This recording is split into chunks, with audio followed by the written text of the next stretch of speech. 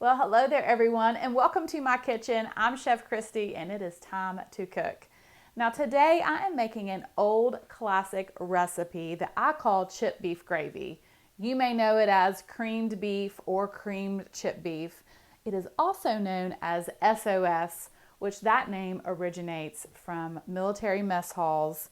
And if you want to know the meaning of SOS, you might want to Google that because it is not that nice.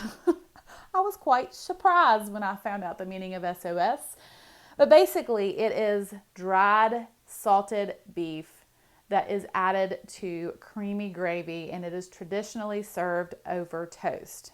I will give you a hint of what SOS means.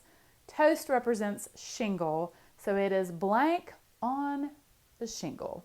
You can probably figure that out. I'm not going to say anything else. It uses just very basic ingredients. It's very delicious. It's perfect for breakfast or for dinner. And just a little tip, I have always bought the dried beef with the lunch meat in the deli section. I could not find it when I went to the grocery store. I actually had to go to the canned meat section, and I found it in this jar. Now, this is the first time I have ever personally bought the dried beef in the jar. But after doing some research, it looks like a lot of people have bought it in the jar. So it's just the first for me, but I'm sure it's going to be just fine. And I'm sure it's going to be delicious. I'm excited to share this recipe with you. So let's get started. So basically you will need some flour, butter, milk, a little bit of Worcestershire sauce, pepper, and then of course your dried beef. All right, so this is 2 1/4 ounces of the dried beef, and I think this is all I'm going to use for the amount of the gravy that I'm going to make today. Now there's several things that you can do. You can chop this up finely if you want, but I kind of personally like a little bit bigger pieces of the beef in my gravy. So I'm just going to cut it in half and then kind of go back and make some thicker strips.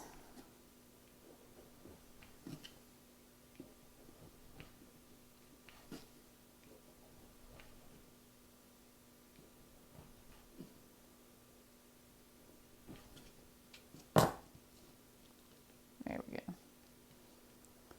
That looks good. All right, so the first thing that I'm going to do is melt 3 tablespoons of butter into a large skillet. And then I'm going to sprinkle in 1/4 cup of flour.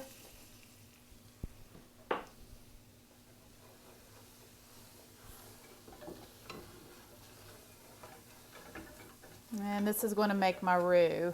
And I'm just going to let this cook until I have a light brown color. I don't want to let it get too dark, but I do want to get a little bit of color on it. Just give it a deeper, richer flavor. All right, I'm going to go ahead and add some pepper.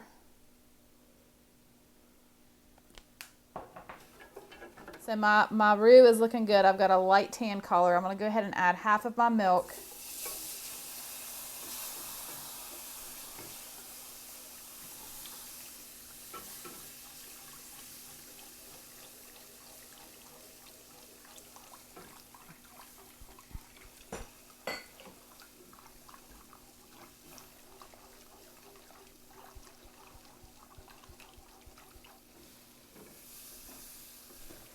You want to stir quickly and continuously.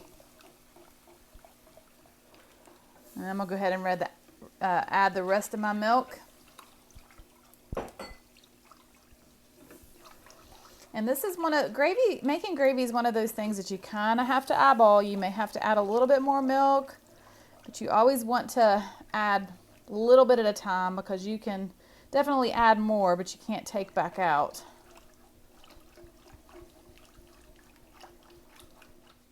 All right, at this point I'm gonna go ahead and add my chip beef, and that chip beef has a lot of salt in it, so I'm not adding any salt yet. I will taste it here in just a little bit and see. And I'm also going to go ahead and add that Worcestershire sauce.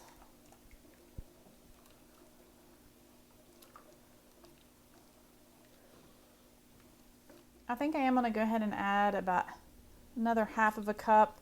So that was right around 3 cups of milk.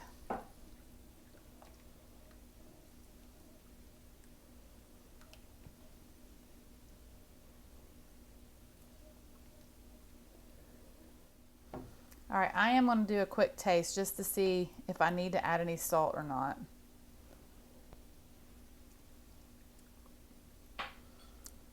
I may just do a pinch. Doesn't need a lot. That beef really does add a good amount of salt, but I think I just need just a pinch. All right, this is looking good.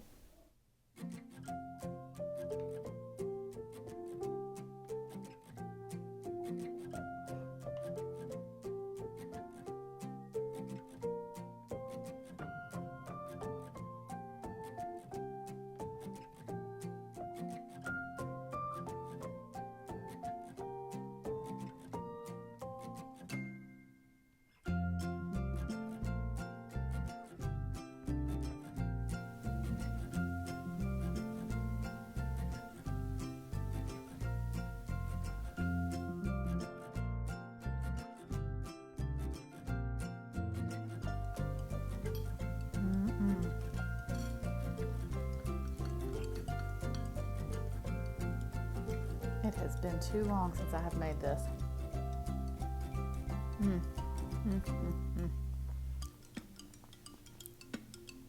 That is so simple and so delicious. That Worcestershire sauce really gives such a good flavor to this gravy.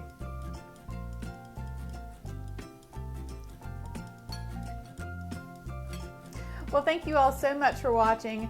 Have a wonderful day. God bless, and as always, I will see you soon with more recipes.